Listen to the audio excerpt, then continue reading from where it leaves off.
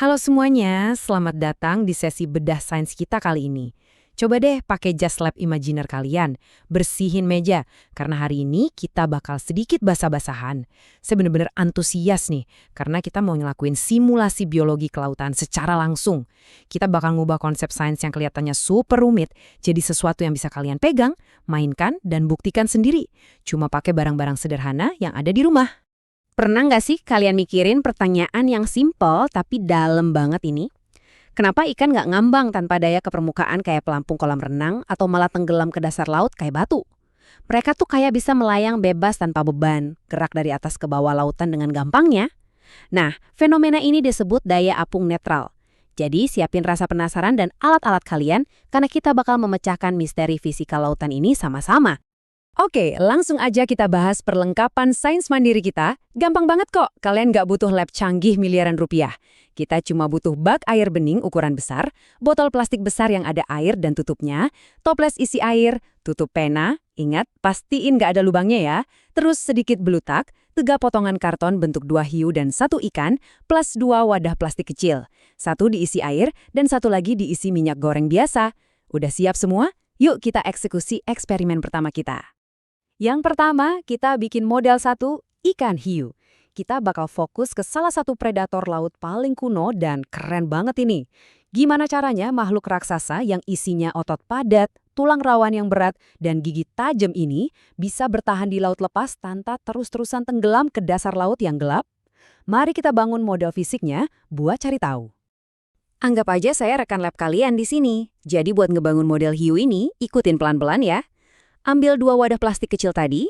Ingat kan? 1 isi air, 1 isi minyak. Tempelin gumpalan blue tack dengan ukuran yang benar-benar sama di dasar kedua wadah itu. Blue tack ini ceritanya jadi berat tubuh hiu ya, tulang dan ototnya lah. Terus, tempelin potongan karton hiu di tiap wadah biar kelihatan kayak hiu beneran yang lagi berenang. Nah, momen penentuannya nih. Ambil kedua model hiu kalian dan cemplungin pelan-pelan secara bersamaan ke dalam bak air besar. Perhatiin baik-baik apa yang terjadi. Wah, lihat deh hasil model hiu ini. Langsung kejawab kan teka-tekinya? Perhatiin hiu yang nempel di wadah isi air. Dia langsung tenggelam kayak batu bata ke dasar bak. Tapi lihat, wadah yang isi minyak. Dia ngambang dengan cantiknya di dekat permukaan air. Kok bisa gitu? Ini bukan sihir ya teman-teman. Ini murni soal fisika kepadatan massa. Minyak itu kan jelas punya kepadatan yang lebih rendah dibandingin air di sekitarnya. Terus apa hubungannya wadah minyak ini sama biologi aslinya? Gini, di alam liar, hiu itu nggak punya kantung udara kayak hewan darat. Sebagai gantinya, hiu punya organ hati yang super besar dan isinya penuh minyak. Minyak khusus ini namanya squalen. Squalen ini cara kerjanya persis banget kayak minyak di dalam wadah plastik kecil kita tadi.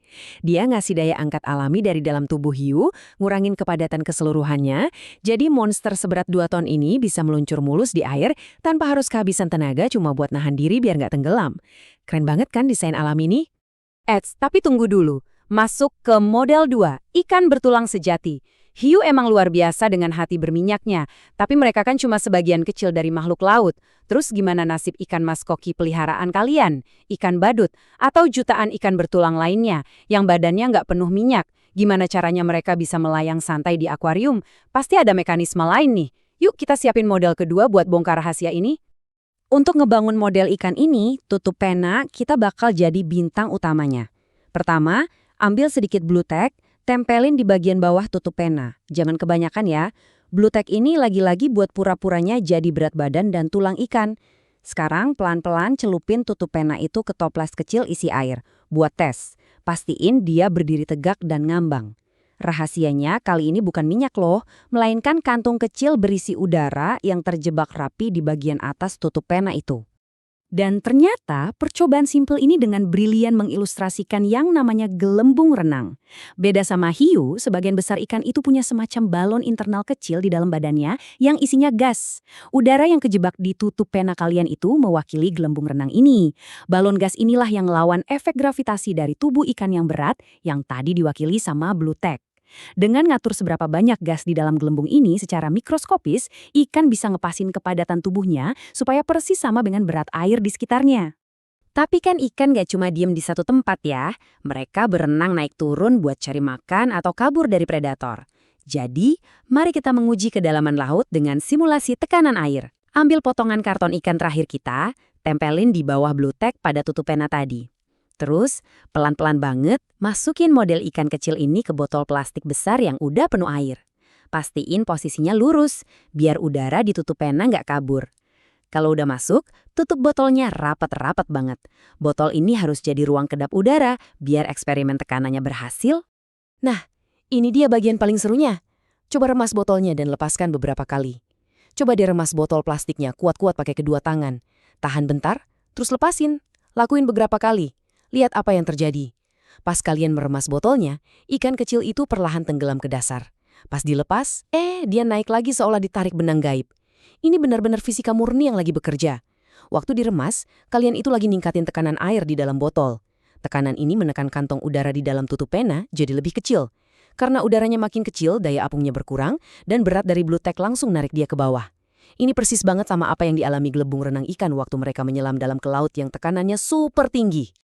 Tapi ingat, kalau waktu mencoba memperbaiki model mandiri ini, eksperimennya nggak langsung jalan mulus di percobaan pertama, jangan patah semangat. Justru disitulah serunya sains. Kalau botolnya udah diremas kuat-kuat, tapi ikannya bandel nggak mau tenggelam, mungkin kantung udaranya kebesaran. Tambahin aja sedikit blue tack buat pemberat. Sebaliknya, kalau belum apa-apa, ikannya udah tenggelam duluan kayak jangkar, kurangin dikit blue tacknya. Pastiin juga tutup botolnya benar-benar kenceng biar udaranya nggak bocor.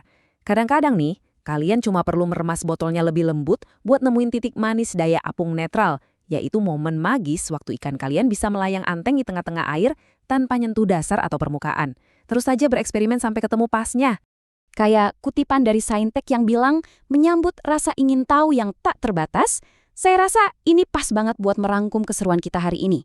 Cuma bermodal barang-barang rumah tangga biasa, kita udah berhasil ngebongkar gimana jeniusnya alam ngatasin tantangan fisika yang luar biasa. Dua jalan evolusi yang beda banget, minyak squalene di hiu dan gelembung renang di ikan bertulang, ternyata dipakai buat ngelawan masalah yang persis sama, yaitu tarikan gravitasi di bawah air. Dan kita nggak cuma sekedar baca dari buku teks kan, kita baru aja membuktikannya langsung di atas meja kita sendiri. Eksperimen ini pun ngebawa kita ke akhir penjelasan kita kali ini. Tapi inget ya, ini baru awal dari petualangan sains mandiri kalian. Kalau kalian bisa bikin model sistem daya apung laut yang kompleks cuma pakai botol plastik, adaptasi laut luar biasa apa lagi nih yang bisa dimodelkan di rumah? Mungkin bikin simulasi arus laut raksasa? Atau meniru cara cumi-cumi meluncur pakai propulsi jet? Lautan kita penuh banget sama misteri mekanis keren yang nunggu buat kalian pecahin. Makasih banyak ya udah ikutan kotor-kotoran dan basah-basahan di eksperimen hari ini. Teruslah penasaran sama cara kerja dunia di sekitar kalian, dan pastinya selamat bereksperimen.